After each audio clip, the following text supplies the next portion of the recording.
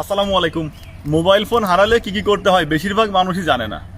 Mobile phone হারালে শুধু GD করবেন? হ্যাঁ, জিডি আপনি অবশ্যই করবেন, তবে জিডি করার আগে এবং পরে কয়েকটা কাজ আছে। এই কাজগুলো করলে আপনার তথ্য নিরাপদ থাকবে, আপনি নিরাপদ থাকবেন। আমি এসআই শামীম। মোবাইল ফোন হারালে কি করণীয় এই বিষয়ে বিস্তারিত বলছি আমার অভিজ্ঞতা এবং বাস্তবতার আলোকে। হঠাৎ করে আপনি খেয়াল করলেন আপনার কাছে আপনার মোবাইল ফোনটা নেই, তখন কি করবেন? পাশ থেকে কোনো একটা মোবাইল নিয়ে কল দিবেন। তো আপনার নাম্বারে কল দেওয়ার পর দুটো ঘটনা ঘটবে। হয় আপনার নাম্বারটা বন্ধ, অথবা আপনার নাম্বারটা খোলা আছে।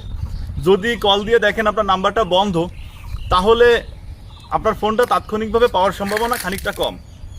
আর যদি দেখেন ফোনটা খোলা আছে, এই ক্ষেত্রে আপনার ফোন তাৎক্ষণিকভাবে পাওয়ার সম্ভাবনা যেমন আছে, পাশাপাশি ওই ফোন দিয়ে যে কোনো অপরাধমূলক কর্মকাণ্ড ঘটানোর সম্ভাবনা খানিকটা থাকছে।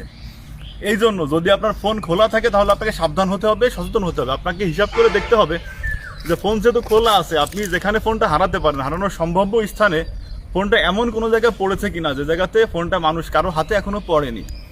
যদি এমন জায়গায় পড়ে থাকে যে কারো হাতে পড়েনি, সেক্ষেত্রে ফোন না ধরলে আপনি কিছুক্ষণ যাবৎ কল দিয়ে ট্রাই করে দেখতে পারেন। আর যদি এমন হয় যে না, আপনি যেখানে যাতায়াত করেছেন সেখানে ফোনটা মানুষের হাতে পড়ার সম্ভাবনা বেশি, আর হাতে পড়ার সম্ভাবনা থাকা সত্ত্বেও আপনি কল দিচ্ছেন কিন্তু ফোন ধরতেছে না, তার মানে হলো যার কাছে এই মুহূর্তে আপনার ফোনটা আছে তিনি আপনার ফোনটা ইচ্ছা করে ধরছে না। তার উদ্দেশ্য ভালো থাকলে তিনি কিন্তু অবশ্যই আপনার ফোন ধরে ফোন ফেরত দিয়ে দিবে। এই জন্য